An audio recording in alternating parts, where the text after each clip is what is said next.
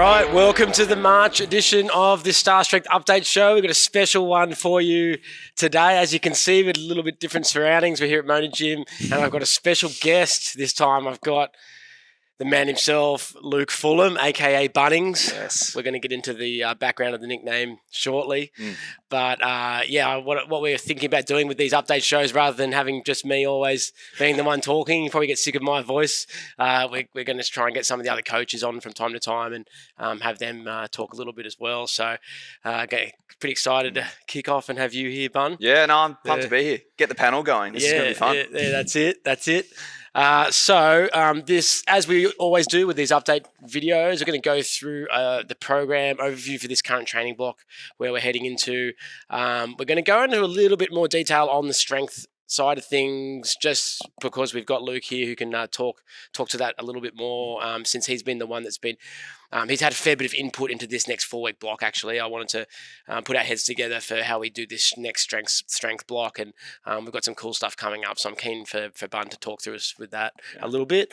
We're also going to debrief 24.1 a little bit, since we've all just been through that, and everyone's got some things they probably want to talk about post 24.1. A few conversations, redo conversations, tenderness. It's good. And then, just a bit of a check-in about some of the stuff we saw during the first week of the Open, and some updates with the teams and stuff. And then, as always, we'll give our Star Performer Award out. So, yeah. Big one. Yeah. So, we'll get into it. But first of all, most importantly, the nickname, Bunnings, where does it come from? 10 years ago, there was a small individual called Luke Fulham who was just been doing CrossFit for 2 months, and he was tearing his hands a lot, and he was doing a lot of muscle up. Well, not muscle ups, a lot of keeping pull-ups, tearing his hands heaps.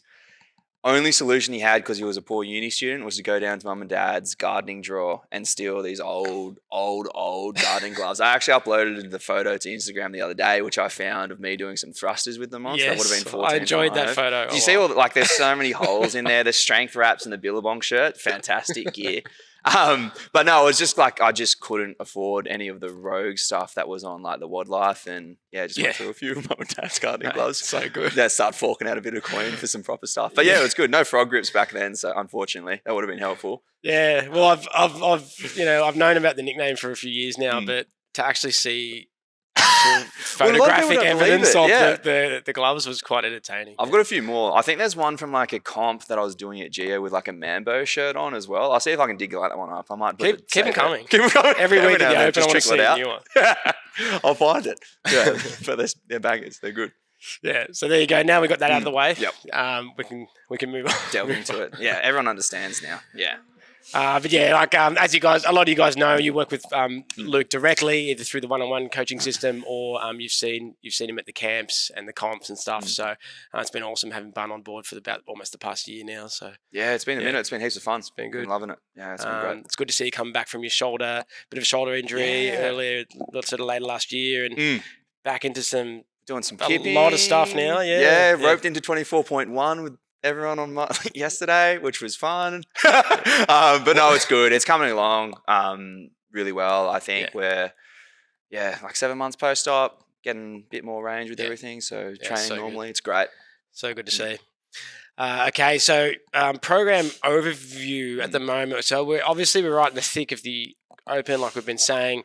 This 4-week block is the last 4-week block of our 16-week cycle. So we're coming to the end of. It's the last 4-week piece. So the past 12 weeks, as you guys know, we've been doing the hatch squat cycle. So we've had that high frequency, high volume of squatting, and it's been a really prominent feature in the program.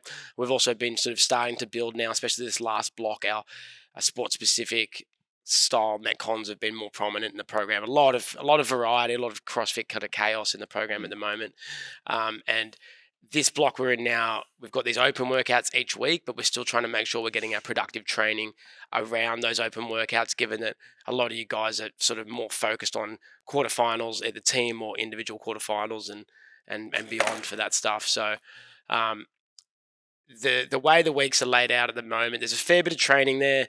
The Friday, Saturday tends to be a little bit reactive, the programming, as we go through those weeks. So you guys would have noticed this week the workout got announced on Friday morning, and then we updated Train Heroic to reflect what was more appropriate training for like Friday, Saturday, with regards to the movements. So we make those last minute changes in the week to make sure that the programming is correct based on what the open workout is. If you're doing the open on the Friday, for example, it should be pretty straightforward to follow what's on Train Heroic. If you're doing the open workout on Saturday, you can still train on Friday, but you probably just don't want to. You probably want to pull back a bit on the intensity and maybe not hit everything full swing. The other option you have is to train maybe on Thursday and do some of the program Saturday work on Thursday as another kind of option if you want, and you can rest Friday and then do the open workout on Saturday, and then any training you haven't done at that point from the week you can catch up on after the open workout. So they're probably the two options, depending on what day you're doing it. Good little accessory workouts on those Saturdays and stuff afterwards. Like, don't. Yeah. The whole point of that much. Saturday, you've obviously, even if it's just a short, like on paper, like the open workout that we just had looks relatively like harmless and something you can train after pretty easily with. But in practice, actually, it's as you guys would have felt, like you're pretty smashed after it. It's because the intensity is so high, even though it's just like a dumbbell burpee workout. So, usually after an open workout, if you do it on the Saturday, for example, you probably want to take half an hour and then get into some strength work and maybe some conditioning if you're feeling up for it. But your strength work's probably going to be a little bit lighter than what you would normally go. And the workout, think about it more as like getting through some skills and touching on those movements rather than like, okay, I'm going to, sort of redline and go super hard on a Metcon. That's kind of the approach for that Saturday. But yeah, that's just sort of like how to approach those open weeks. But to talk about what we've got in the actual program, this block, the theme of like the CrossFit variety and the like sport specific style pieces through the week will be fairly prominent. We'll also have a little bit more of like some of the movements we're going to see probably in quarters, team and individual quarterfinals through the week. So trying to tick off on some of those skills, and then the strength work. Because we'll get Bun to talk about this in a sec, but because we've just come from all that squatting strength that we've looked to build up, we're now hoping to get conversion of that raw leg strength into our actual Olympic lifts now. So it's a little bit more Olympic lifting focused, top end Olympic lifts. So yeah, maybe if you want to talk us through just elaborate on that a little bit more in terms of the whole point of this block, and then maybe even a little bit of some detail about each of the days in the main program, not so much the strength bias accessories. So like you're saying, we've built a whole bunch of capacity through hatch squat. There were some really, really good results there, whether there was like new 1RMs, 3RMs, whatever. Yeah. Positional strength looks great right now, and now we need to convert it to something that's going to be coming up when we're actually doing our CrossFit Metcons. So on the Mondays, and there's going to be highs and lows throughout the week. So Mondays, we're going to be starting off with a whole bunch of power work. Complex is there, working on our speed and more of an opener for the week, get us in the mood to be able to be lifting weights later in the week. We're then going to come to the Tuesday. The squat we're going to be pushing quite heavy over these blocks is going to be the front squat. So obviously more comfortable you are going to be with your front squat, better conversion to the clean and jerk, even positions to the lift through the snatch, some carryovers there, and it's a more applicable squat than the back squat. Not to say it won't be in there, that's going to come later in the week. And then there's going to be some light shoulder to overhead, some technical work in there just to keep your skills ticking for over the jerk. for that day. For the jerk. Split jerk, push jerk, split jerk, I think it is. That'll be the complex. And then that sort of leaves us open to then be able to have more of a sport practice with our lifts. So what we've been doing is that almost wave training on the minute for the past few blocks in conjunction with the squatting volume, which has been great. Now, because we're going to bring the intensity up on the lifts, the squat volume has to come down in order for us to have that energy there. So on the Wednesdays and the Fridays, which is just going to be interchangeable just because of the open for the next 2 weeks, we're looking to be doing some top end snatch work and also clean and jerk work. And with that, we're going to start adding in some annoyances, for lack of a better word, just to like make you have to switch on a little bit more of an elevated heart rate to lead into the lifts. And it's going to be a bit more applicable to what you might find in the open workout in the quarterfinals where you have to switch on. Yeah, so it just, when we say annoyances, we just mean like, it's not like a full-blown IWT like we've done in the past where it's like you might be doing a minute or 90 seconds of like some conditioning and then into some lifting. It's more like we might just drop in like I think we've got things like 6 burpee box jump overs, for example, Mm. right before you do your doubles. So you see heavy snatch double. Mm. And we've also got a bit of a time, on the, we're going on the 2 or on the 2:30 or depending what it is that week. So there's a little bit of a time parameter to be making sure you're doing your lifts in and trying to get them within. And then there's also like some other exercise that's, you're not going to see super fatigued from it, but you are going to be like a little bit, maybe the heart rate's up a bit. Maybe you're just your brain's just having to think about coming off a gymnastics exercise into that heavy lift. Exactly. So You have to just think. getting about that kind of feel for it. But we'll still be constructing these things in a way where by the time we get to week 3, you're up around that 95+% range on your Olympic lifts. Hopefully. Opportunities to push the needle a little bit on some of those, which would be great. Yeah. So, just more specific to what you might have to encounter in a workout, because that's where we're at now. It's like we want you to feel comfortable being able to come off a set of chest bars or burpee box jump overs, whatever the movement might be, and be like, cool, I'm going to give myself 5 seconds, strap in, and I'm just going to walk to the bar and I'm going to smoke this, and not be worried about the weight at all. Be super confident with practicing this heavy skill of lifting high percentage work. Yeah. Because that's what's likely going to be happening. And getting that feel of potentially, oh, cool, I went for my second rep a bit too early. I missed it. Cool. I've still got some time in my window to go have that other attempt and gauge how many seconds you need for those attempts to get them good. That kind of little bit of a sort of that CrossFit art form of knowing that. And I think in workouts is important, right? Yeah. So that'll be the high intensity stuff for the 2 Olympic lifts. Yep. For the strength work that's going to complement those 2 things, we've got going to be doing some below the knee clean pulls, which are going to be really good. Great postural strength. We're going to add some like slow eccentrics there, which is going to be really, really good just for positional work, and then for your lower back endurance as well. So being able to tolerate holding positions throughout the deadlift without overloading it too much. Because like we said before, we don't want to push some of the strength stuff too much that takes away from our lifts and also our CrossFit Metcons. Yeah, so we've been deadlifting on a Wednesday for the past 12 weeks. Instead of deadlifting on that Wednesday, we're going to have, like you said, those below knee clean pulls, which is still going to build that raw eccentric load, like lowering the weight down. Still going to have a fair bit of weight on the bar, but it's also have that double whammy of also working on our like Olympic lifting pulling. And we're going to have some videos on some of these exercises to demonstrate exactly how we want them done for this cycle. Just a few key points of performance to think about with those. So we've just filmed those videos as well. So look out for them. God, they look good. Yeah. God, I look good now. You do. Well, thanks. So we'll do that, and then our back squat day is going to be we're going to be doing some tempo back squats instead. So a way of dealing with potentially doing less volume, but also not doing like these high intensity, like 90% plus back squats. Really good way to do that is adding some tempo to the lift. So we're looking at doing like 3-second eccentrics on our lifts now. Again, all about posture, all about controlling the eccentric, and then being able to explode out of the bottom, making these squats as fast as possible on the concentric, which is going to be great for our Olympic lifts. And we're also just ticking the boxes for our lower body strength there as well. Yeah, sweet. So it's very much the squats are becoming an accessory exercise, not the main feature of the strength work and the ollie lifts. Across the week, we've got those 2 heavier days on the snatch and clean and jerk, and then we've got more of our slightly lighter technique days for like the jerk and the power snatch, power cleans on the Monday. So it should be good fun. Yeah, and then there's thrusters on this. Oh yeah, for Sunday, Saturday, potentially. Sunday in week 1, we've got some on the minute thrusters, like sets of 5, just to feel like we've done some heavy-ish thrusters. They're more just to touch on that because we know thrusters is like real common movement in our CrossFit workouts, so we want to feel strong in that pattern. We'll also have some deadlift formats on the Sunday where we will be getting some touch and go, like on the minute deadlift work, that kind of thing.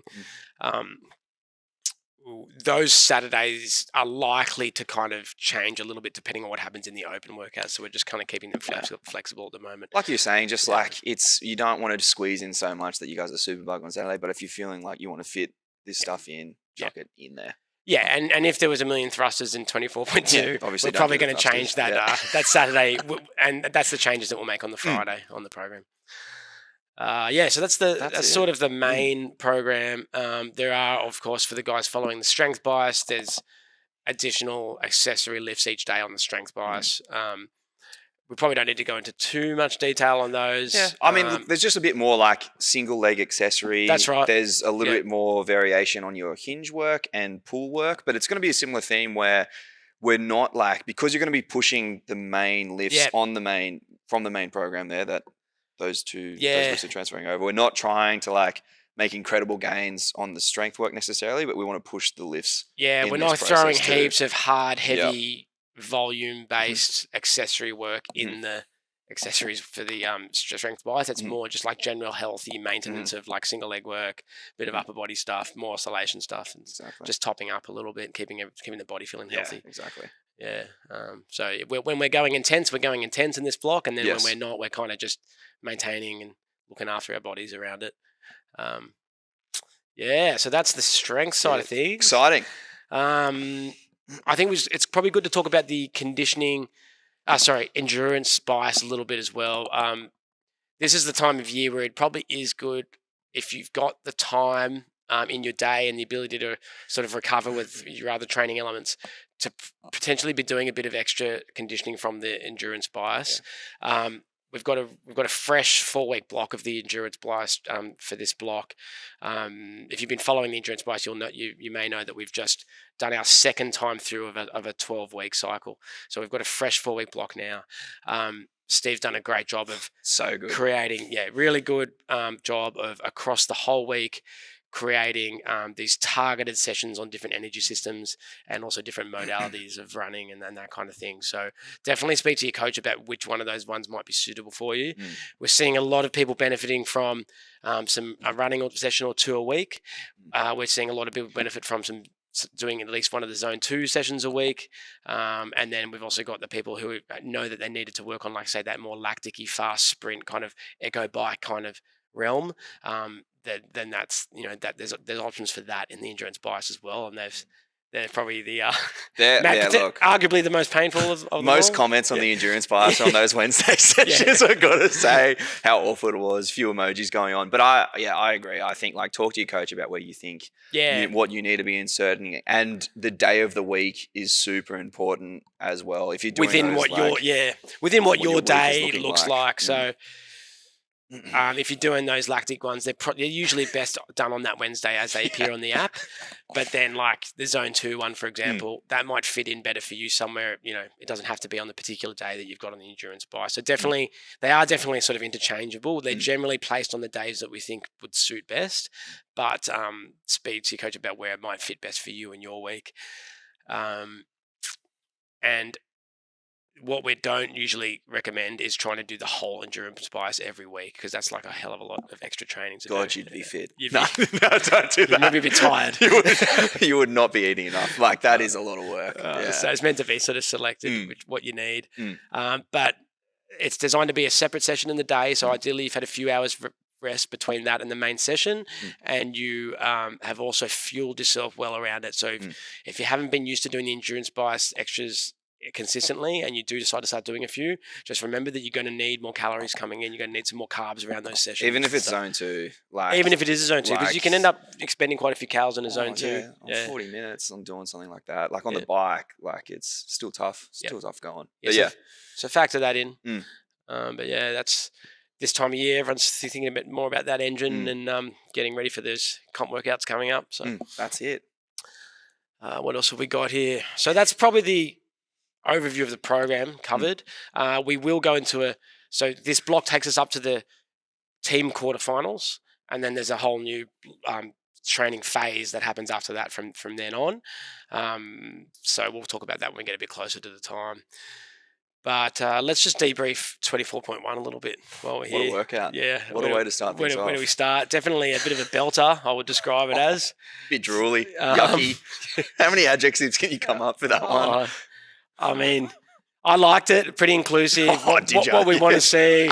First week of the Open. Good for the shorter guys. Yeah, short kings. Yeah. I think it's going to be... I'm concerned that we'll see something to offset that next week with maybe rowing and wall balls. Fingers and crossed. I'll be eating my humble pie next week. You never know. But you're right. It's like a great way to get people involved. The amount of space you needed for work in the gym, like it was good. Good seeing, like when I was here for Mona, it was good seeing like 8 people Yep. in a heat getting after it. Like, that's good. It's always fun seeing Yep. people getting around each other. Oh, It's definitely. great. Yeah, and you were over at Play as well with Oh, the yeah. Play team, That helping was them out on the good. Friday. Oh. Yeah. I was like, Early the more doors. heats, early doors. It was the more heats I was watching, and I was like, Harry won't mind. I was watching Harry like getting through it, and he was getting drooly on the set of 15. I was like, I'm in so much trouble when I have sent to me a do video this. of that, and then later that day I was drooling. It's just like, I have to do this later. This is no good. But no, it was good. There was That's when you know you've gone hard enough, when you've lost control of your salivary. Well, Yeah. you can't do much at that stage, can you? You can't really go faster if you can't control what your mouth's doing. Let's be honest. So no, that was good. That was good to see a lot of people get to that stage though, because I also think that's like something where it's a skill in itself, like getting to a point where it's like, I need it empty. It's training. Like Yeah. these open workouts they're a form of like competition practice and getting to that point. To the drooly stage. Like, that's impressive. Yeah. Solid scores coming out. Like, Definitely, solid yeah. efforts. We've seen some of our top elite guys in sub sevens and a bunch of guys in the sevens and stuff, which is just phenomenal. Really good to see. What else was I going to say about this workout? Oh, I've forgotten now. It wasn't quick for some. I know it took me 11, and I was like coughing in the set of 9. It was good though. I think it was nice to get around the boys afterwards. But I think it sort of opens up, like you're saying, like for some rowing, some wall balls and stuff. So yeah, be prepared for like what's to come. It's been week 1. And I remembered actually what I was going to say. It was like, go. obviously we know most of you guys, a lot of you guys are shooting for like team quarters or indie quarters, and the style of workouts we see in the open are generally more inclusive and less skill strength based, especially early on in the open. So it can be a bit of a rude shock this week one. But it can also be quite challenging on the leaderboard we've got a bunch of people pushing for elite teams, and it is actually not that easy sometimes to get from the open to quarterfinals for elite teams, because it's usually there's about 200 elite teams that register for the open, and they take 50 or 25%, whatever is lesser. So it's basically top 50 that go from the open to quarters. And when you got to think about, you're not just your team of 4 against all the other teams of 4. It's your team of 4 against the whole rosters from all the other gyms, because most gyms put all their members on the roster. Oh yeah. So you've got a bunch of games athletes on there. You've got a bunch of specialist whippets who can do the burpees. A few footy boys are just looking at that. Guys coming in, throwing up big weights and sandbagging the other, the front half of the workout to put the 1RMs up. So you're contending with that as a team of 4, and because of that, you might have 4 athletes in your elite team roster who are going to, let's say they were to make Torian, they'd place really well, or be definitely competitive at Torian. But if they can't, for whatever reason, don't put up massive scores in their open, you can actually get caught out. So that actually places a bit of extra importance on these. And let's not forget, the open is a qualifier for the pro teams for Torian. That's as what well. I was going to bring up. So then you got some guys there that are like redoing workouts and stuff to really make sure that they're getting their pro team there. So it's just a little bit of a food for thought for some of these elite teams, for some of our guys as well. And that's why it's like good to structure your week and be in a good place where you can put your best foot forward. And I've probably said that a few times, but it's like put your best foot forward for these open workouts, because they do count towards something. Yep. And they take their toll in the week. And exactly. So it's like, it's, even though it might not feel like, it was the burpees and the snatches the other day, like, you don't know if you're hammering yourself throughout the entire week and then expecting to perform on one of the days. It might not go so well. Maybe could have gone faster. So just be aware of like set yourself up for a good performance on that open workout in the week, and knowing that you're going to have to do some training around it and before and after it in a way that's still productive training, but not cooking yourself too much. That gap balance can be pretty tricky, but you can obviously talk to us coaches about it. Yeah. What else have I got here? Well, I think we've pretty much covered a lot of it. Might just finish off with the Starr Performer of the award. Yeah, go on. Of the month.